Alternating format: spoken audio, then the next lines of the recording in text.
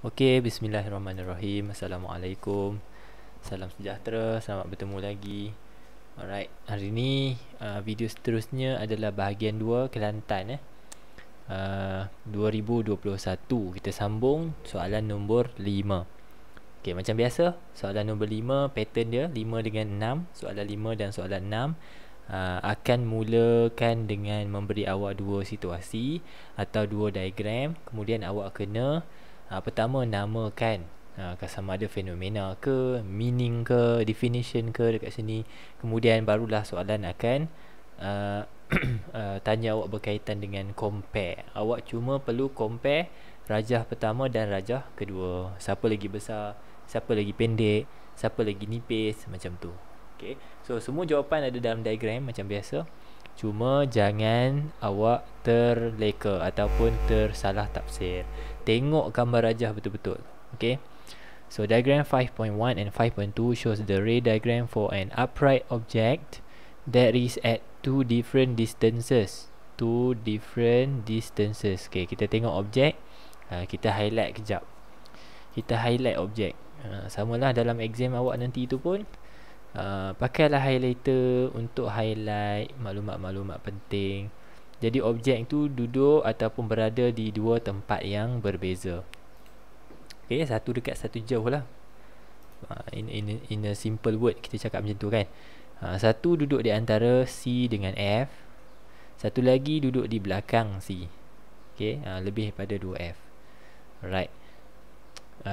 And both in front of identical concave mirror. Dua-dua concave mirror yang sama. So C is the center of curvature and F is the principal focus. Ni biasalah kan. Alright.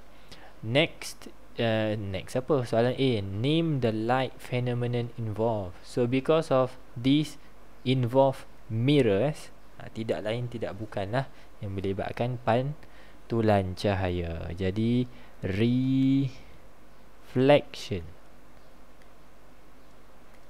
of light. Okay, pantulan. Jadi bila sebut pantulan tu lebih lengkap lagi kalau kita nyatakan pantulan gelombang apa. Contohnya reflection of light, reflection of water wave, reflection of sound wave. Itu lebih cantik lah, lebih tepat. Okay, tak ada argue dah dekat situ kalau awak letak secara detail lah. Okay, tapi compulsory-nya adalah fenomena di situ, pantulan. Okay, B1, based on diagram, both diagram, compare the object distance. Takkan kot soalan macam ni awak nak salah. These are the two distances of the object. Kita nak compare sahaja jaraknya. Okay, jarak objek kita ukur dari mana? Daripada objek sampai kepada kantar, sebagai kantar pula, kepada cermin. Ni U dia. Yang ni pula, sini U dia. Jadi compare lah siapa lebih panjang, siapa lebih pendek. Terpulang lah kan.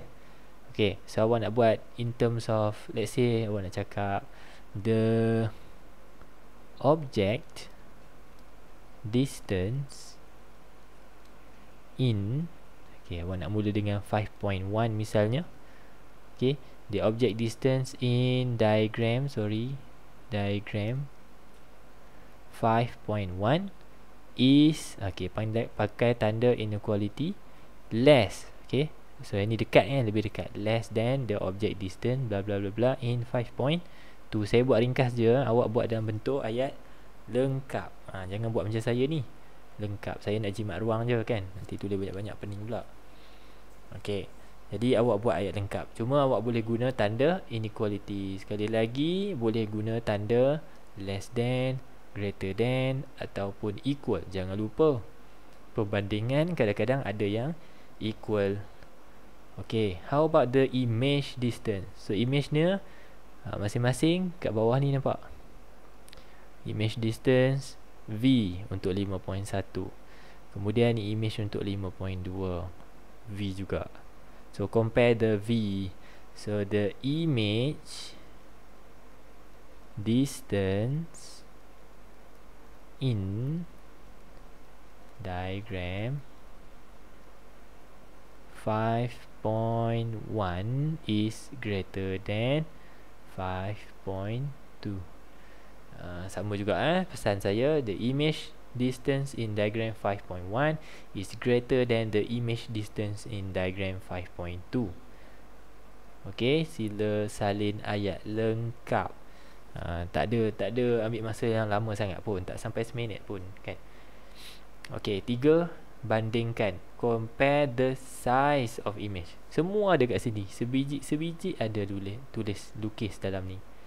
So the size of image in diagram 5.1. Okay, so 5.1 size image dia besar daripada 5.2, greater than size of image in diagram 5.2. So 3 soalan B1 sampai B3 ni, untuk setiap soalan 5 dan soalan 6 janganlah awak salah. Semuanya ada dalam diagram. Ambil masa, tarik nafas, tengok gambar rajah dan analisis betul-betul. Okey, yakin betul-betul, baru tulis hubungan dia, baru tulis jawapan dia. Okey, analisis betul-betul, buka mata luas-luas. Right, 2 lagi baki markah daripada 5 tu yang saya cakap tadi tu adalah relate. Okey, akan buat relationship lah. Relate the object distance with the image distance. Okay, relatekan hubungan antara U dengan V.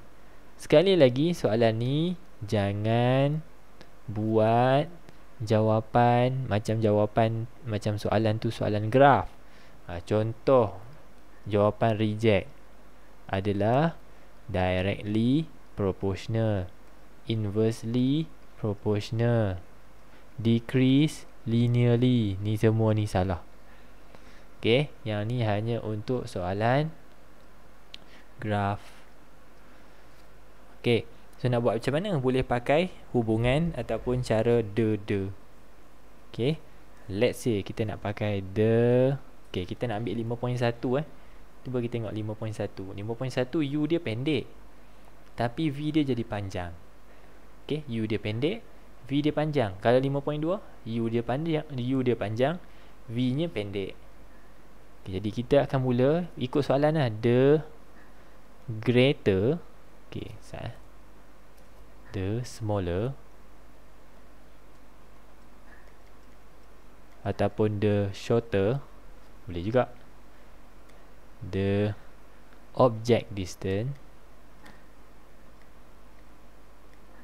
koma, the lagi. The, okay, kalau pendek U dia, kalau U pendek tadi apa? V panjang. The greater the image distance. Okay, macam tu. And then last one, relate the object distance U dengan size of image. Okay, tengok balik gambar rajah. Okay, object distance, kalau U pendek, apa jadi pada image? Image-nya jadi big. Nampak tak? Kalau U dia pendek, U dia panjang, maka image-nya jadi kecil. Jadi hubungan dia, okay, boleh buat macam ni. The smaller the object distance, koma, the bigger. Betul ke? Smaller, bigger. Tersedap lah. The bigger the size of image. Titik. Selesai. 5 markah ni tolong jangan buang. Okay, sebab kita, semua jawapan kita semua berasaskan kepada rajah yang diberi. Okay. Okay. So C, diagram 5.3 shows an incomplete ray diagram. So dia bagi dah objek duduk dekat depan F, dan soalan minta complete the ray diagram to show how the image is formed. Okay, 3 markah. Ingat ya, kita perlukan minimum 2 ray, dan 2 ray itu akan bersilang mendapatkan atau menghasilkan satu kedudukan image. So dekat situ 3 markah lah. Yang pertama, the light ray parallel to the head of object, kemudian focused onto the focal point. Focal point kat sini lah. Anak panah, jangan lupa. That is your first mark, satu markah. Kedua, kita akan menggunakan titik C. Cahaya yang dari kepada head of object juga akan terpantul kepada cermin. Pergi macam ni. Awak letak pembaris awak dekat kepala objek dan juga dekat C. Letak dekat kepala, letak kat C. So first cahaya akan pergi dekat cermin, kena pada cermin, lalu terpantul ke titik C. Terpantul ke belakang semula ke titik C. So dia ada depan dengan belakang. Dia pergi kena cermin, dia terpantul ke titik tengah curvature ni. Lengkungan ni dia ada satu titik. Titik tu nama C. Jadi cahaya tu pergi kena kepada cermin, kemudian terpantul ke titik lengkungannya. Bila tengok gambar rajah ni, awak dapati bahawa tak ada persilangan lah. Masa awak lukis tu kan, kedua-dua ray tidak bersilang. Tetapi kalau awak tengok di sebelah kiri, tidak ada sebarang kemungkinan dua-dua ray ni akan bersilang, kerana kedua-duanya saling menjauhi satu sama lain, mencapah. Diverge. The light will diverge and will not be possible to overlap ataupun meet at one point lah. Dia tidak akan bersilang. Yang akan bersilang kemungkinan di sebelah kanan ni, kerana kalau awak tengok lukisan awak tu, dia makin lama makin mendekati antara satu sama lain. Letak pembaris selurus yang mungkin pada kedua-dua garisan tu, kemudian extrapolate. Ini ray yang pertama, ray yang atas, ray yang atas ni saya panjangkan. Extrapolate maksudnya kita panjangkan, kita extend. Kemudian yang bawah pula, extend, and you will eventually realize that there will be one intersection here. Tengok pada awak punya lukisan lah, dia akan bersilang kat situ. That is not your image, but that is your position of image. Ambil pembaris, tarik betul-betul 90 darjah ke bawah, buat kepala anak panah. Titik tu tak perlulah setebal saya buat tu, saya cuma nak tunjuk titik persilangan tadi. So kita lukis anak panah kerana objek kita juga anak panah, maka image dapat sebiji lah anak panah, cuma saiznya berbeza. Kita label I dekat situ as the image. Selesai. Kalau soalan minta characteristics of image, so yang pertama sekali ambil yang paling mudah lah. Kita tengok sini kecil, dia jadi besar, so kita tulis dia bigger. Kedua, kita tengok yang ni kepala ke atas, image pun kepala ke atas, tegak bahasa Inggeris upright. Yang ketiga, awak tengok image terhasil daripada garisan imaginary overlap dengan garisan imaginary, putus-putus dengan putus-putus. Automatik awak akan jawab virtual atau maya. Macam mana nak tahu maya ke satu lagi apa? Maya, real dengan virtual.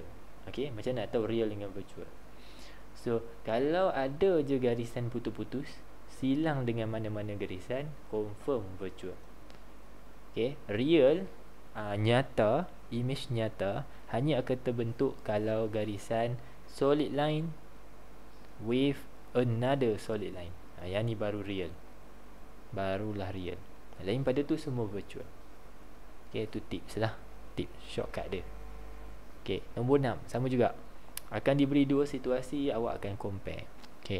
The diagram 6.1, 6.2 shows two circuit with battery P and battery Q, dua bateri, which are used to determine the EMF and the internal resistance of each battery. The resistor are the same, And then the table shows the reading of voltmeter and ammeter in each circuit is off and on. Okay, ada maksud dia kat situ lah. Okay, jadi kita cerita sikit. Dalam keadaan litar tertutup, okay, apabila switch off, okay, bacaan voltmeter adalah bacaan EMF. EMF, okay, electromotive force. Kalau switch on, bacaan voltmeter adalah sedang membaca potential difference. Kena tahu beza. EMF ni yang mana? EMF ni bila kita pergi kedai, kita beli satu bateri macam tu yang 1.5 volt. Dia ada tulis kat situ kan, dia ada label pada bateri. That is the value of EMF. Okay, value of EMF. So bila awak biarkan switch terbuka, okay, dalam kata lain tidak bersambung lah, macam ni tak bersambung, voltmeter yang bersambung dengan bateri akan membaca EMF. Akan membaca EMF. Awak tengok litar mana ni? Ni, bateri bersambung dengan wire sambung dengan voltmeter bersambung dengan bateri balik. So sebenarnya disebabkan switch ni tak bersambung, maka voltmeter sedang membaca EMF, kepunyaan bateri. Tapi bila switch disambung, arus akan melalui pertama dalam litar bateri, satu lagi dekat litar luar ni juga. So akan berlakunya voltage drop.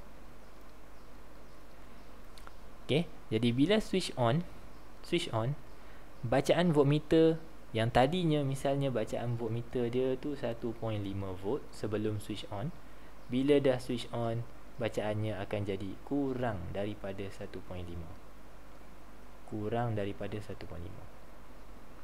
Okay, that is what we call as the voltage drop.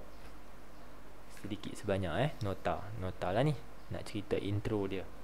Okay, saya padam balik yang saya cunting tepi ni.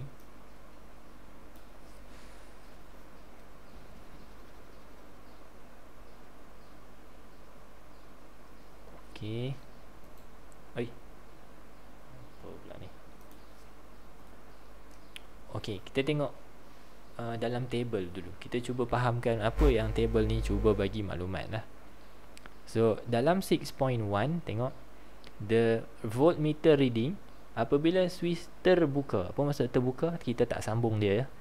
Bacaannya adalah 12 volt. Bacaan voltmeter adalah 12 volt. Saya tanya awak balik, 12 volt ni apa? Bacaan apa antara dua ni? Nombor 1 dengan nombor 2. 12 volt ni apa? Adalah bacaan EMF. Kerana switch terbuka. Bila switch tertutup, maksudnya kita switch on. Jangan pening dengan istilah terbuka tertutup ya. Bahasa Melayu memang sedikit confuse lah, sebab kita selalu sebut on off kan.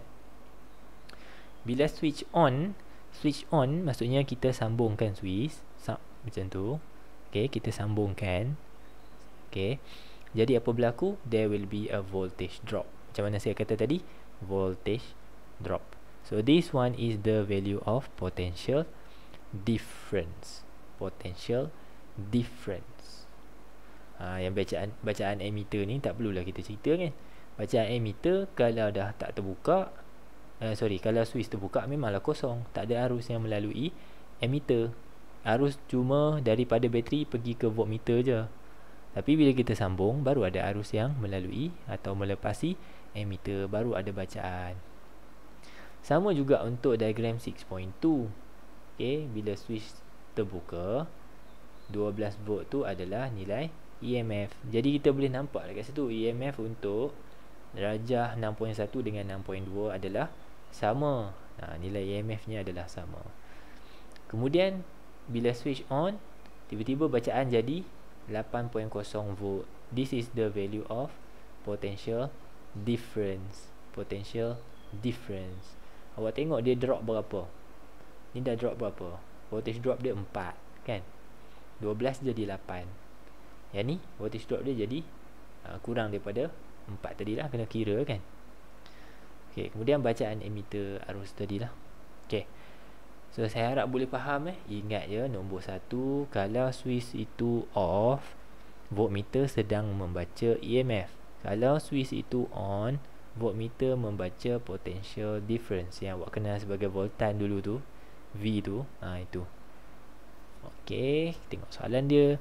What is meant by electromotive force? Motif tu maksudnya bergerak. Okay, gerak.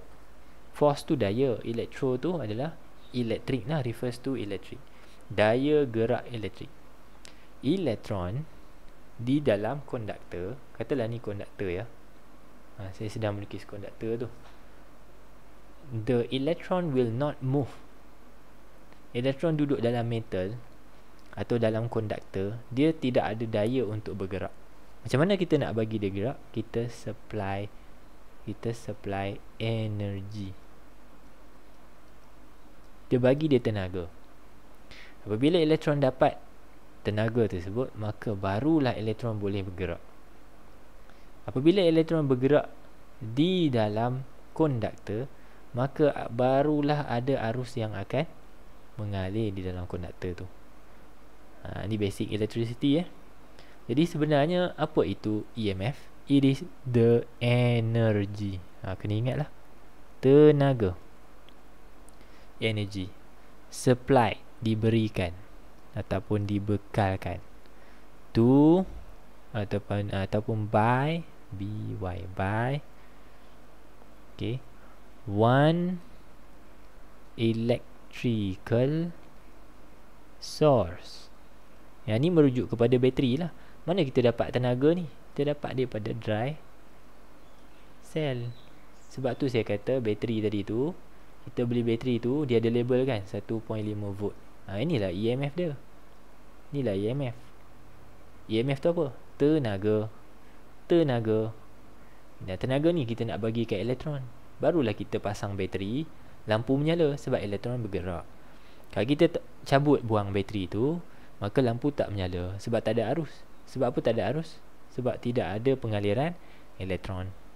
Tidak ada pengaliran charge. Okay, kita sebut dia in general charge lah, sebab kita tahu the only charge yang boleh move adalah, yang boleh flow adalah electrons. Okay, so back to the soalan tadi. Energy supplied by one electrical source to ni yang penting dia, keyword dia, to move. Kita nak gerakkan dia. To move 1 coulomb of charge ataupun electrical charge, boleh juga charge yang refers kepada elektron ya. Kita refers kepada elektron in a complete circuit. Okay, macam tu ya analogi dia ataupun jalan cerita dia. EMF ni sebenarnya suatu tenaga. Siapa yang bagi tenaga ni? Daripada mana kita ambil? Daripada dry cell, daripada bateri. Apa tujuan kita bagi tenaga? Supaya elektron boleh move, bergerak dalam complete circuit tenaga dia. Jadi bila kita cabut tenaga dia, cabut bateri, elektron tak boleh move. Bila elektron tak boleh move, tak ada arus. Okay, so now soalan compare. Compare the EMF of the battery. Jadi bila kita tak faham dalam table tadi, kita mungkin tak boleh jawab. Okay, ingat ya, EMF tu bacaan apa? Bacaan voltmeter. Bacaan voltmeter apabila switch dibuka, switch off.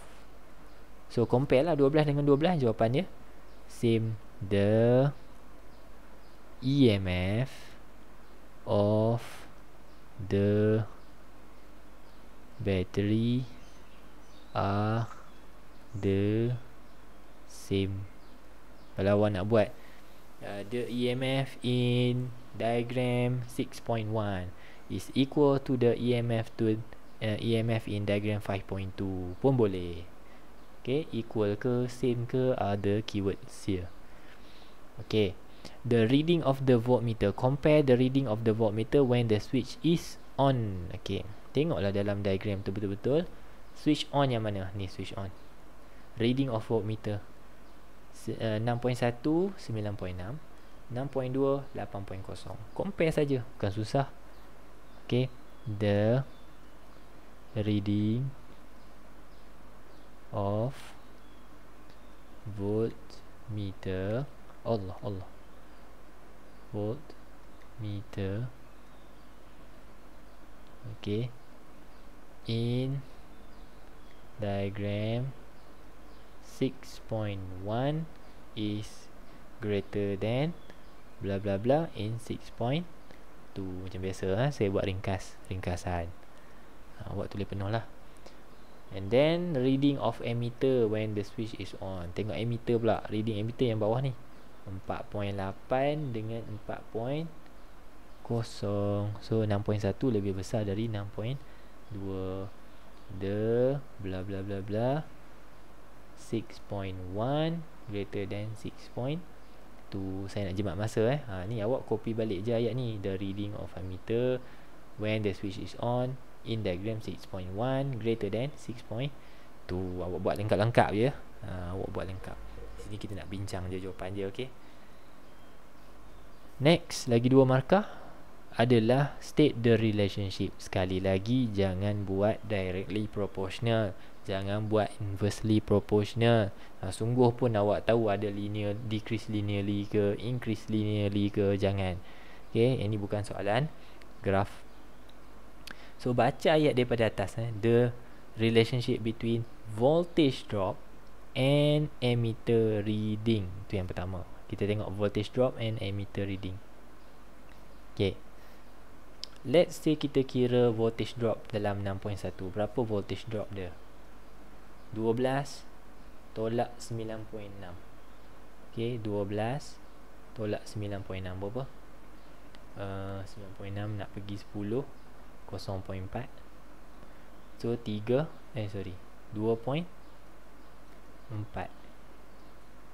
Betul Pergi 10, 11, 12. 2.4.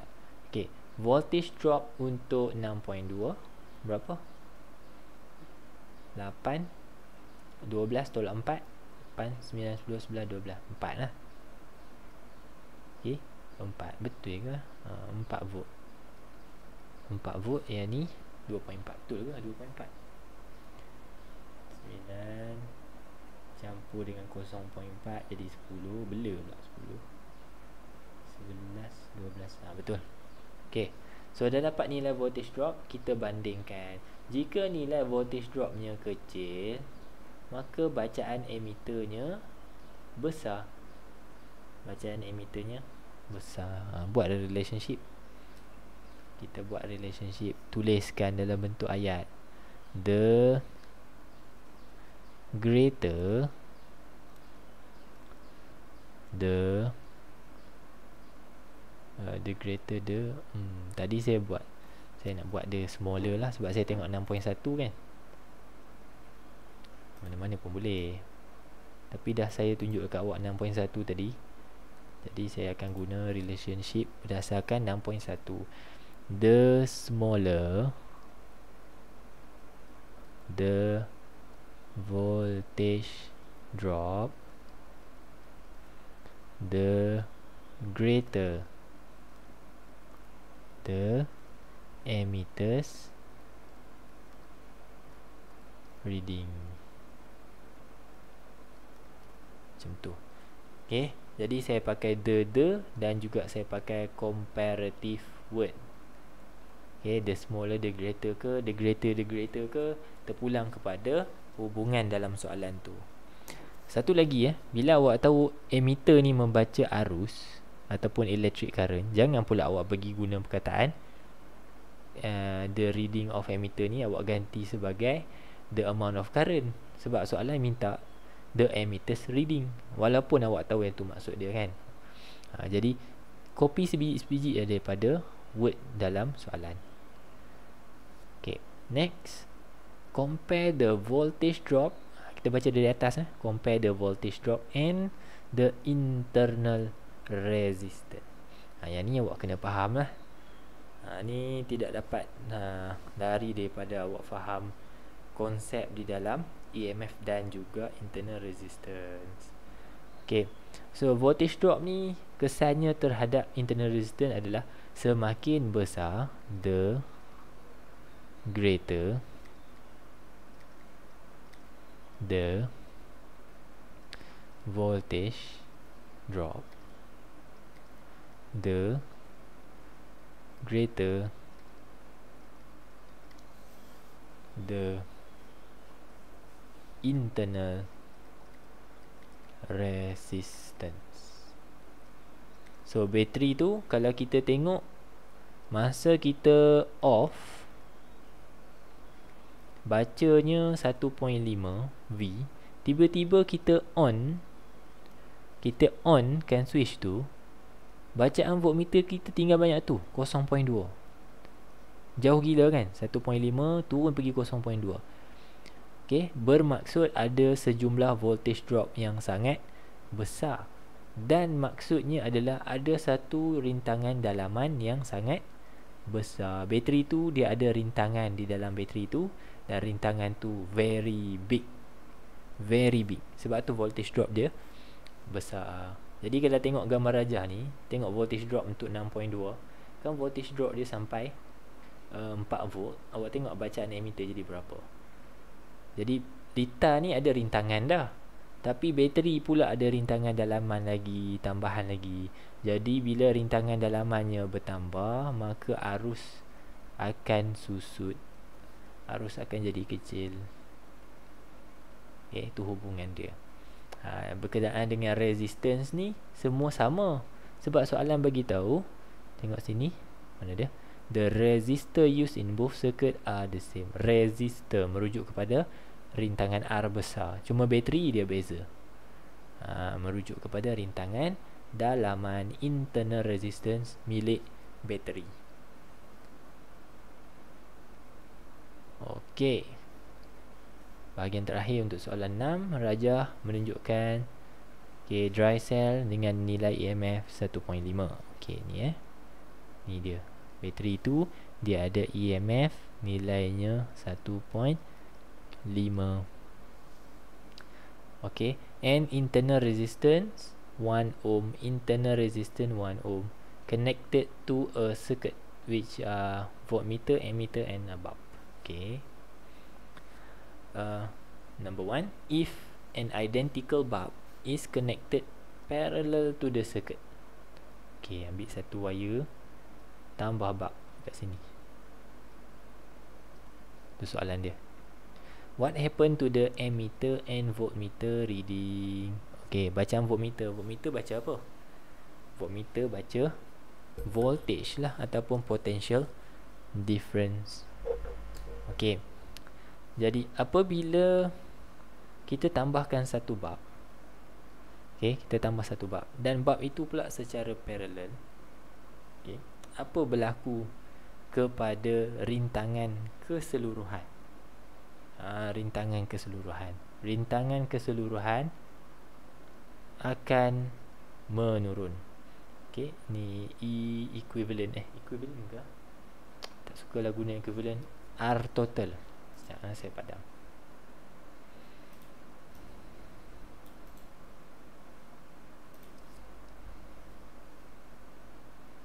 Okay, rintangan keseluruhan akan menjadi kecil. Bila rintangan keseluruhan menjadi kecil, apa hubungannya dengan V? Ingat V dia follow R.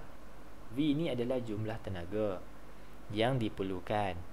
Okay, yang jumlah tenaga yang diperlukan oleh elektron dalam circuit ni lah. Kalau rintangannya rendah, maka tenaga yang diperlukan juga rendah. Macam tu analogi dia, cara buat dia.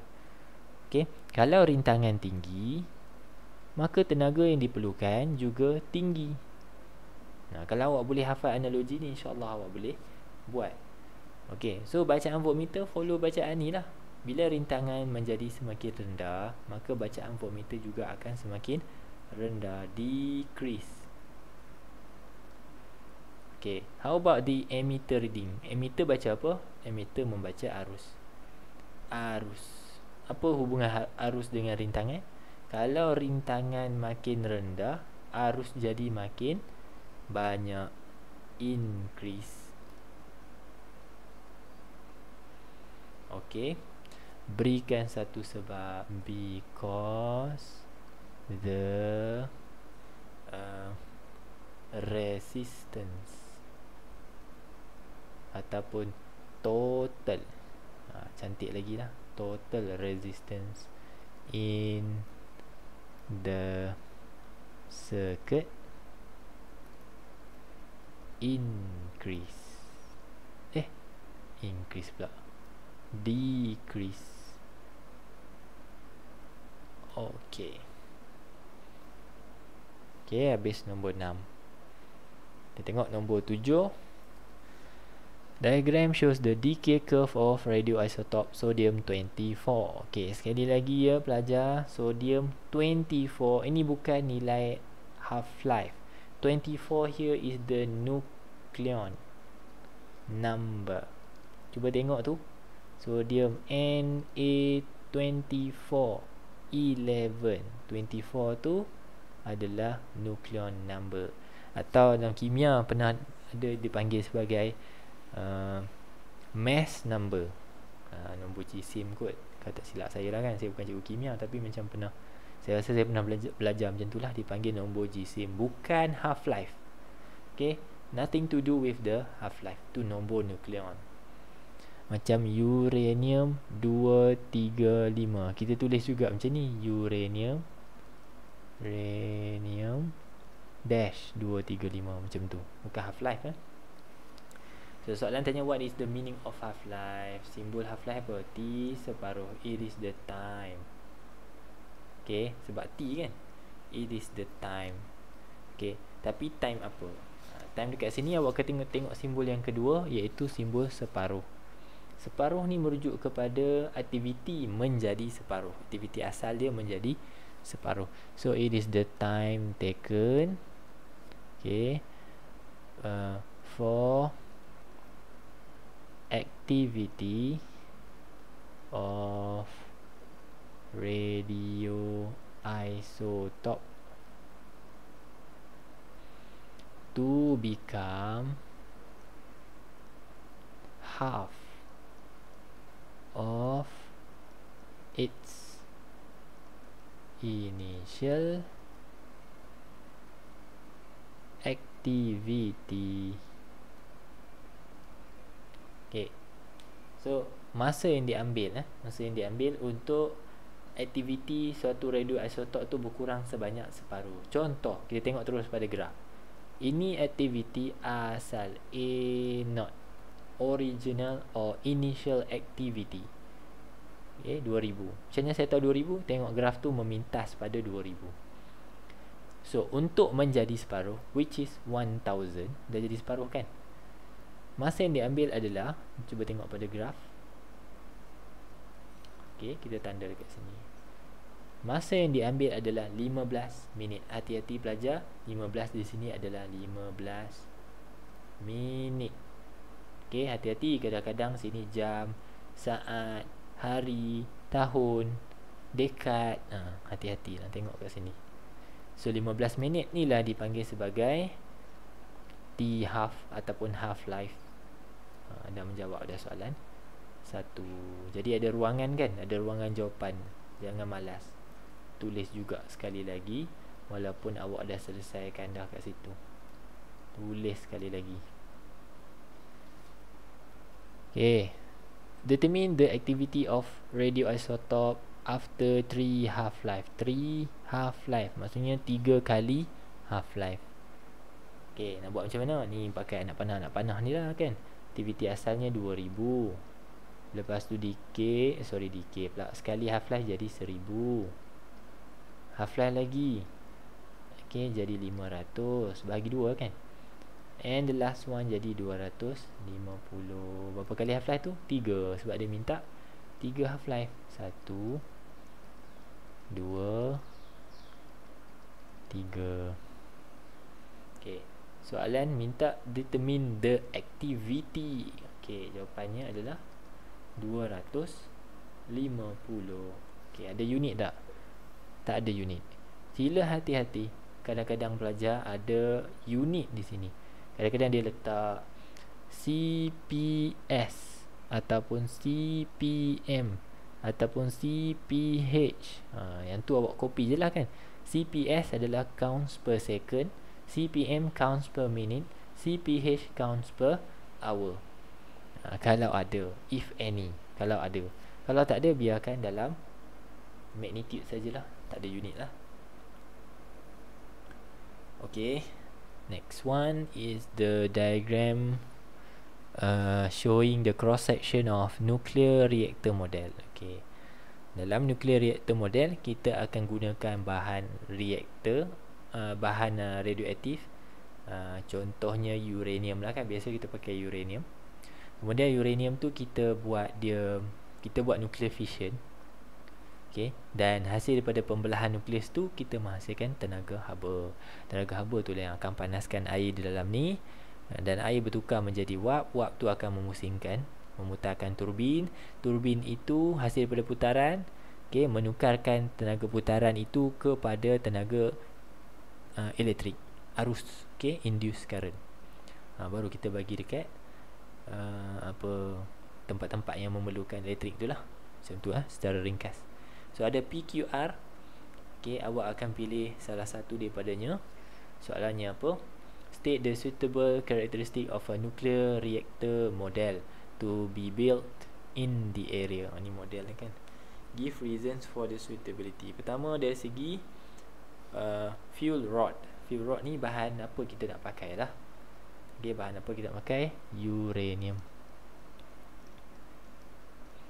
235. Nampak? 235 ni bukan half life 235 tu nombor nukleon. Kenapa kita pakai uranium? Kerana uranium mempunyai long half life.